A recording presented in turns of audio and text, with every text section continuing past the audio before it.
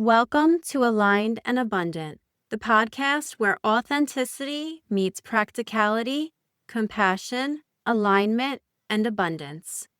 I'm your host, Christine Marcario, and I help you slow down, become more mindful, improve your mental and emotional health, and live life on your highest timeline. Together, we'll talk strategy, life lessons, and share inspiring stories of people who have overcome obstacles, grown through their pain, and risen above adversity. If you are looking for divine inspiration rooted in love and light, paired with practical tools and encouragement, you're in the right place at the right time. From one heart to another, you are an amazing and divine soul with a purpose. Imagine if there was a way to calm your mind, release stress, and feel deeply connected to yourself, all without saying a word. That's the magic of Reiki. Welcome back to Aligned and Abundant, the podcast where we talk about living authentically, connecting to your soul, and creating a life that feels aligned and expansive. I'm your host, Christine Marcario, and today we're diving into one of my favorite topics, Reiki. Now, maybe you've heard the word before, but you're not exactly sure what it is. Or maybe you've had a session and felt something, but you're still wondering what's actually happening here. So today I want to break it down for you. What Reiki is, how it works, how someone becomes a practitioner, the benefits you can expect, and something a lot of people don't realize. Reiki can be done both in person and across distance. And because I love a story, I am also going to share with you a little history from one of my favorite books, The Spirit of Reiki. I think hearing where this practice came from helps us connect with it on a deeper level. And for those of you that don't know or are just tuning in, I am a Reiki master teacher, and I love both giving and receiving Reiki. Let's start at the beginning. Reiki is a Japanese word made of two parts. Rei, R-E-I, meaning universal, and ki, K-I, meaning life energy. So Reiki literally means universal life energy. It's the same energy that flows through all living things. Some cultures call it chi, prana, or life force. Reiki is just another name for that same essence. And the beautiful thing is, when a practitioner channels Reiki, they're not giving you their own energy. They're simply opening up as a channel, letting that universal life force flow where it's needed most. Think of it like plugging into a river of light. It just flows. Now I want to take you back for a moment to where Reiki really began. In the early 1920s in Japan, there was a man named Mikao Usui. He was deeply spiritual, and he had this burning question. How did the great spiritual teachers like Buddha, like Jesus, heal with their hands? This question led him on a lifelong search. He studied different traditions, read sacred text, practiced meditation, but still the answer felt out of reach. Eventually, he felt called to go to Mount Kurama, a sacred mountain outside Kyoto. And here's where the story starts to feel almost like a myth, but it's actually real. Picture this: Dr. Usui climbing the mountain, the tall cedar trees surrounding him, the cool, crisp mountain air filling his lungs. He brought with him a vow, a sacred vow. For 21 days, he would fast, pray, and meditate. He wanted either clarity or he would die trying. Day after day he sat. His body grew weaker, but his spirit grew stronger. And then, on the 21st day, something extraordinary happened. A surge of light, brilliant, powerful, entered through the top of his head and filled his whole being. In that moment, he received the gift of Reiki. He realized he could channel this universal life force through his hands. And he knew this was not just for him, but something to share. From there, he began offering Reiki, teaching students and opening what was called the Usui Reiki Healing Society in Tokyo. His students carried it on, and eventually through Chujiro Hayashi and later Hayao Takada, Reiki traveled across the ocean and spread around the world. I love this story because it reminds us Reiki isn't just a technique. It's a gift that came through deep devotion, fasting, prayer, and spiritual awakening. It's about remembering that we are never separate from the life force that flows through all things. With that, I want to mention that when you become Reiki attuned, meaning a Reiki master attunes you to the Reiki energy, you have a lineage that goes all the way back to the original founder of Reiki. That is such a beautiful contribution to the originator of Reiki. Okay, so now that you know a little bit of the history, let's get into what Reiki actually does. This is the cool part. Reiki helps restore balance. People often describe it as calming, peaceful, even like a weight has been lifted. Some feel warmth or tingling. Some may experience colors while their eyes are closed. Some experience physical relief, like less pain or tension. And others notice emotional clarity, like a fog being lifted from their mind. The key is Reiki doesn't force anything. It just creates the conditions for balance. And when you're in balance, your body and mind naturally know how to heal. If you're wondering what a typical Reiki session looks like, let me tell you. I love this question because it's one of those things that sounds mysterious until you actually experience it. A typical session usually starts with a little chat with your practitioner. They'll ask you how you're feeling, what's going on in your life, or if there's any area where you want some extra support. Think of it as setting the intention for your session. And oftentimes you do set an intention for your session. Then you usually lie down fully clothed on a massage table or a comfortable surface. If you don't like the idea of laying down, because some people don't, you can also get Reiki while sitting in a chair. Here's the thing. You don't have to do anything. You just breathe, relax, close your eyes, and be open to receiving. Usually the Reiki practitioner will actually have you say, or at least answer the question of, are you willing and open to receive and release? To which you would reply, yes. The practitioner then places their hands lightly on or just above your body in specific positions.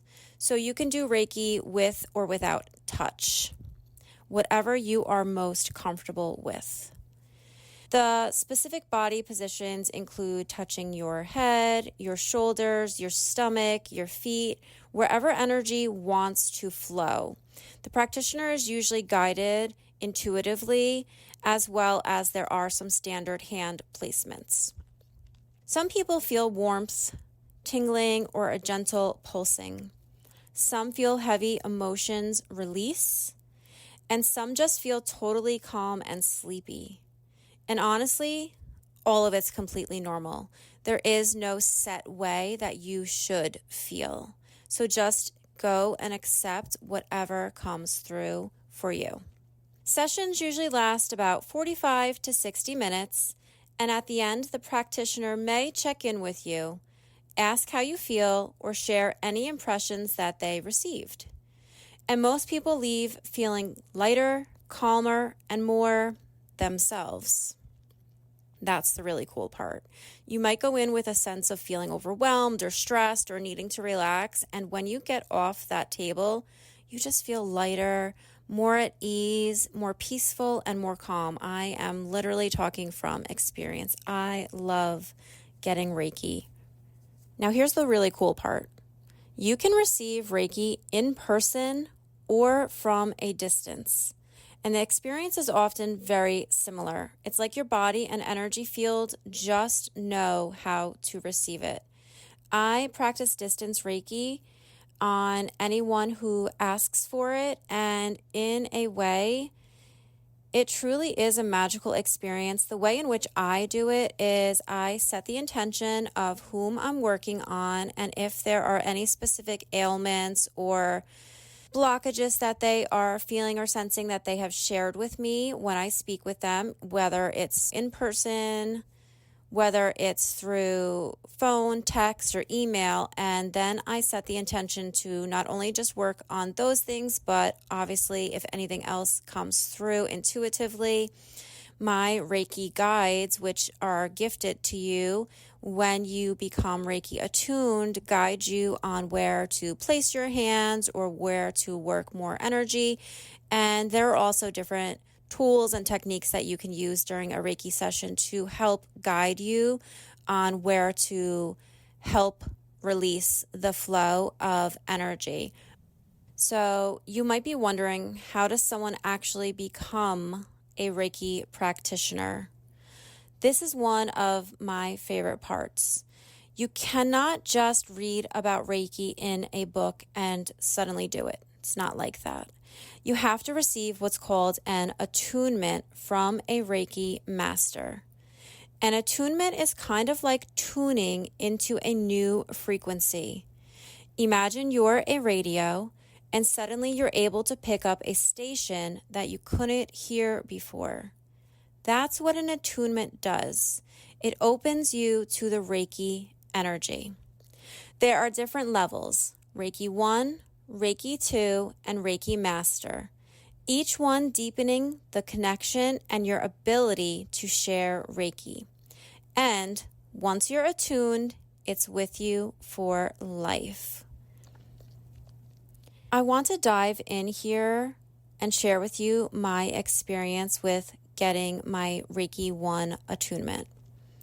First of all, the setting was beautiful. There is a small town near me called Ocean Grove here in New Jersey, and I went to this Reiki master's house, and it was a small setting.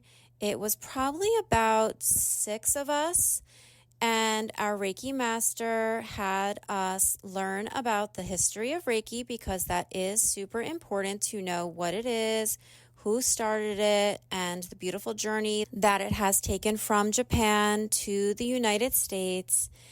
And then we each got an attunement, and I remember sitting in a chair and my Reiki master walked me through a guided meditation and then began the attunement. My eyes were closed and I just had the sharpest vision of me standing outside of the pyramids in Egypt. I actually have chills right now retelling this story because it was just such a powerful vision. It was almost like I time traveled. Like, I swear, I felt like I was there. And I don't fully know what that means.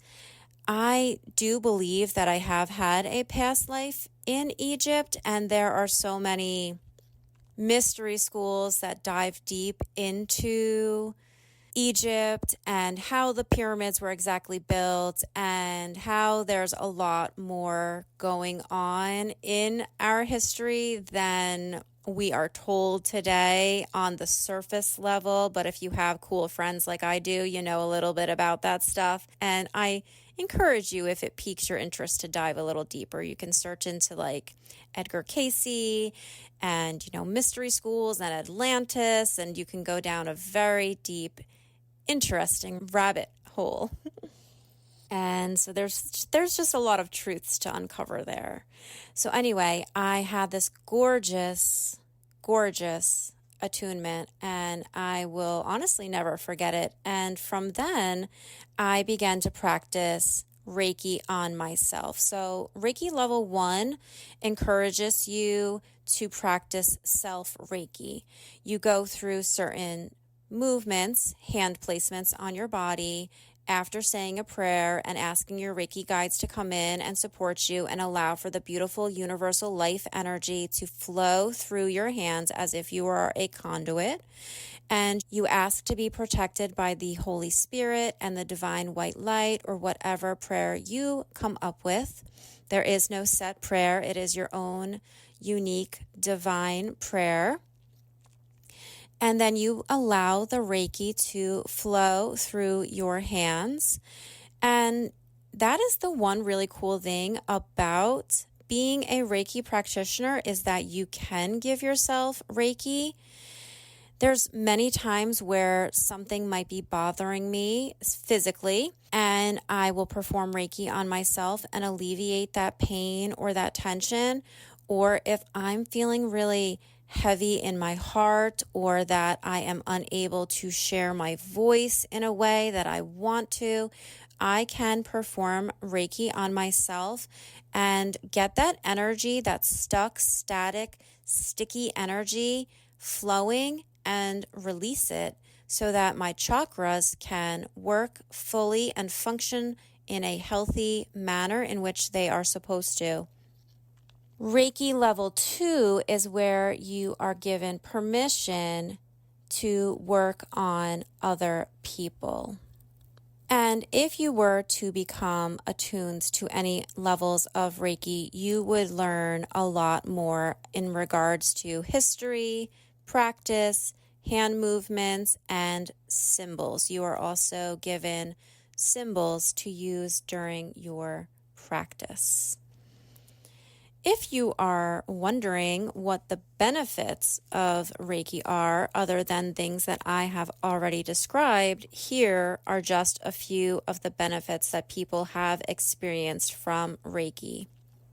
You will definitely feel relief from stress and anxiety, improved sleep and relaxation, support during physical healing or recovery, emotional clarity and release, a deeper sense of connection to yourself and to something greater. Speaking of something greater, during one of my personal Reiki sessions where I was receiving Reiki, I went into such a deep meditation that I saw my soul rise above my physical body. And then these guides, these beings came in, and they were like working on me also, as well as my Reiki master practitioner. And so when the Reiki session was over, I had shared with this person my vision, and she was like, that's exactly what happened. And I was like, blown away, because that was the first time that I had ever experienced such a deep prophetic session. It was honestly so amazing, and I truly believed it. The person that I go to for Reiki the most often is truly so gifted and amazing, and I just adore the connection that she has to her spirit team and to Jesus and her angels, and it's just such a truly remarkable experience to be under her care as a conduit for the universal divine light and guidance of our Creator. So with that, I want to reassure you that Reiki always works for your highest good. It's gentle, it's safe, and it goes where it's needed. For example, when I am in a jam, as in I am short on time, I will literally just place my hands above my sacral chakra and I will say, let the Reiki flow where it is meant to go. Let the Reiki flow where it is meant to go. And then I just visualize and trust that it is indeed flowing where it needs to go. Like I am in connection, I am connected, and my Reiki guides know exactly where to send that energy. It's very cool. All right, let's get on to the topic of in-person versus distant Reiki. Here's something that surprises a lot of people. I was a little skeptical at first myself, to be quite honest, but I am now a full, wholehearted believer that you do not actually need to be in person to feel the effects of Reiki. Reiki is not limited to being in the same room, and that is the beauty of it. In person, a practitioner might place their hands gently on you or hover just above your body. You might feel warmth, tingling, or just deep peace. But Reiki can also be sent at a distance. Because energy isn't bound by time or space, it can flow wherever it's needed. And people who receive distant Reiki often report the exact same sensations as if they were in person. That's one of the most beautiful reminders that we are all deeply connected, whether we realize it or not. I'm going to share a few scenarios here with you. I was hired to perform distant Reiki on an elderly gentleman in one of the Caribbean islands, and he was experiencing some physical ailments as well as some cloudiness and fog in his mind, and his daughter had reached out to me and had asked me to send distant healing, and I would. And then I would share with her via email what came through for me and what I was picking up and sensing. And then she would let me know that indeed the things that I were picking up on were accurate. And it's not about being psychic or a medium. Reiki is really just sending the healing energy. So not every practitioner will give you messages, but if you go to someone who does do that, for instance, I usually do get messages, and I'll really just kind of tune in to see how open that person is to wanting. Well, I would ask, actually.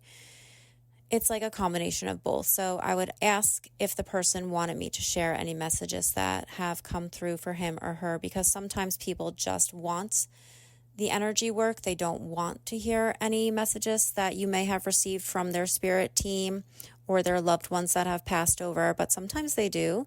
I definitely always do. I've never been like, yeah, no, let me not hear from my spirit team or my angels. I'm always like, yes, tell me more. Tell me exactly what to do.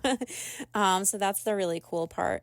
And another beautiful thing is I am part of an amazing group of women and men who perform Reiki shares.